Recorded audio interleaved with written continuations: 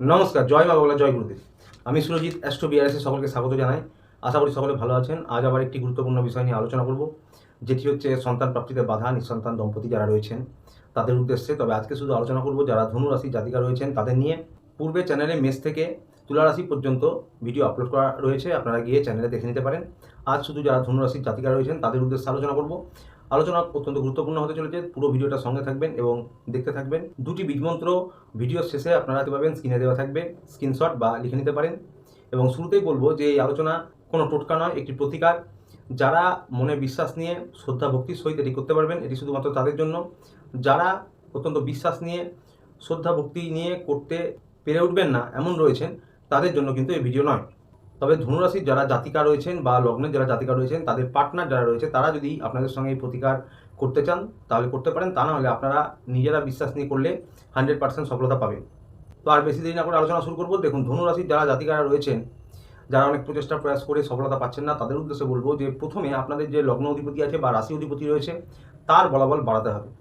তার কারণ হচ্ছে লগ্নপতি বা রাশিপতি যদি বলবান থাকে তাহলে আপনার লগ্নগোষ্ঠীতে শুধু সন্তান প্রাপ্তিতে বাধা কেন, যে কোনো ক্ষেত্রে বাধা বিপত্তি লগ্নপতি বা রাশি অধিপতি নিজের প্রচেষ্টায় কিন্তু নিজের ক্ষমতায় অনেক অংশে কাটিয়ে দিতে পারেন।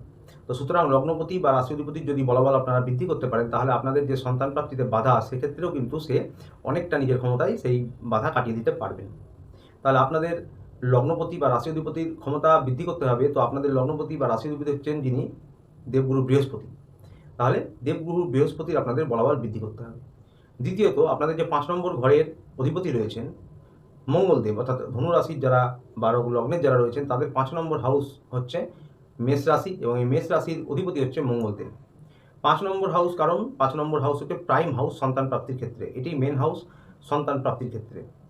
তো এই 5 নম্বর হাউসের যে অধিপতি বা লর্ড রয়েছেন মঙ্গল বা মার্স, তার কিন্তু বলাবল বাড়াতে হবে, তার বীজ মন্ত্র জপ করতে হবে প্রত্যহ। কী করে করবেন? প্রত্যহ ভোরবেলায় উঠে কিছুটা ভ্রমণ করে আসার পর, অর্থাৎ 30 থেকে 40 মিনিট ভ্রমণ করে আসার পর আপনারা দেবগুরু বৃহস্পতি এবং মঙ্গলদেবের যে বীজমন্ত্র রয়েছে, আপনারা এটি পরে স্ক্রিনে দেখতে পাবেন। ওম ক্রাম ক্রিম ক্রম সভূমায় নমঃ এবং ওম গ্রাং গ্রিং গ্রং সগ্রুবেই নমঃ, এই দুটি বীজমন্ত্র জপ করতে হবে। 108 বার করতে পারলে অত্যন্ত ভালো। যারা যারা ব্যস্ততম জীবন অতিবাহিত করেন 54 বার 27 বার সর্বনিম্ন করতে পারেন। তার সাথে ধনুরাশি একটি অগ্নিকারক রাশি, দিক হচ্ছে পূর্ব দিক। ভগবান শিবেরও অত্যন্ত প্রিয় দিক হচ্ছে পূর্ব দিক। পূর্ব দিকে মুখ করে আপনারা ওম নমঃ শিবায়, এই মন্ত্র আমরা সকলেই জানি, এই মন্ত্র 108 বার জপ করবেন। ব্যাস, এটুকুই করতে হবে। প্রত্যহ সকালে উঠে কিছুটা ভ্রমণ করে আসার পর, ভ্রমণ করে আসার পর কেন বলছি, তার কারণ হচ্ছে ভ্রমণ করতে গেলে সকালে বাতাস মুক্ত থাকে, অক্সিজেনের মাত্রা বেশি থাকে, আপনাদের মনে মস্তিষ্কে শরীরে একটি পজিটিভ এনার্জি এসে যাবে। এবং দেখবেন কিছুটা হেঁটে আসার পর যখন আপনি বসবেন, শরীরটা ক্লান্ত থাকে, তখন বসতে খুব আরাম লাগে, আপনারা মনোসংযোগ করতে পারবেন, আপনাদের ভালো লাগবে, ভালো করে ফোকাস করতে পারবেন এবং বীজমন্ত্র জপ করতেও ভালো লাগবে। তো প্রত্যহ করতে হবে দেবগুরু বৃহস্পতি মঙ্গলদেবের বীজমন্ত্র এবং ওম নমঃ শিবায় 108 বার। এবং এর সাথে প্রত্যেক সোমবার নিরামিষ খাবেন অতি অবশ্যই, এবং ভগবান শিবের মন্দিরে গিয়ে পুজো দেবেন। 5টি ফল দেবেন এবং এমন ফল দেবেন যেগুলোর মধ্যে আপনার পছন্দের ফলও থাকে একটা।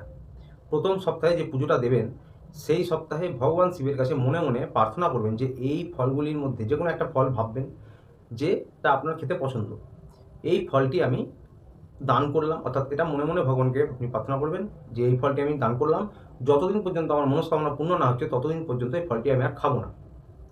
বুঝতে পারলেন? পুরোহিত মশাই পুজো দেবেন ঠিকই, আপনি পুজো দিতে যাচ্ছেন, মন্দিরে গিয়ে সমস্ত কিছু দিয়ে দেওয়ার পর মনে মনে ভগবান শিবের কাছে প্রার্থনা জানাবেন যে যে কোনো একটি ফল যেটি আপনার পছন্দ, সেই ফল হয়তো আম, লিচু, কাঁঠাল, জাম, আপেল, যাই হোক, যে কোনো একটি ফল ভগবান শিবের কাছে জানিয়ে বলবেন যে এই ফলটি আমি আর যতদিন আমার মনস্কামনা পূর্ণ না হচ্ছে ততদিন খাবো না, আমি এটি দান করলাম। বাস, ওই ফলটি আপনি আর খাবেন না। এরপরে পুজো দিয়ে এসে, প্রত্যেক সোমবারেই পুজো দিয়ে এসে একটি গোটা ফল গরুকে খাওয়াবেন। এই দুটি কাজ করতে হবে। প্রত্যহ সকালবেলায় কিছুটা ভ্রমণ করে আসার পর দেবগুরু বৃহস্পতি এবং মঙ্গলদেবের বীজমন্ত্র জপ করতে হবে, সঙ্গে 108 বার ওম নমঃ শিবায়, এটি রোজ করতে হবে। এবং সপ্তাহে একদিন সোমবার নিরামিষ খেয়ে ভগবান শিবের মন্দিরে গিয়ে পুজো দিতে হবে। তার সাথে একটা গোটা ফল নিয়ে এসে গরুকে খাওয়াবেন।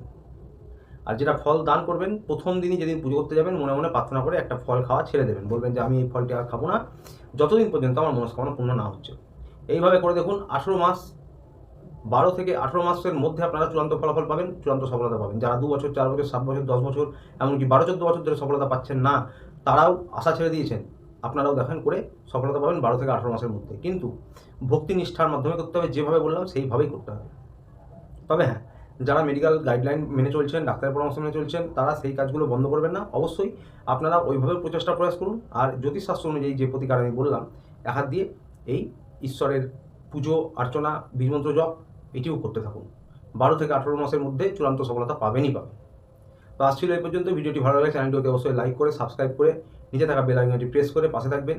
দেখা হচ্ছে আবার পরের ভিডিওতে। ততদিন ভালো থাকবেন, সুস্থ থাকবেন। নমস্কার।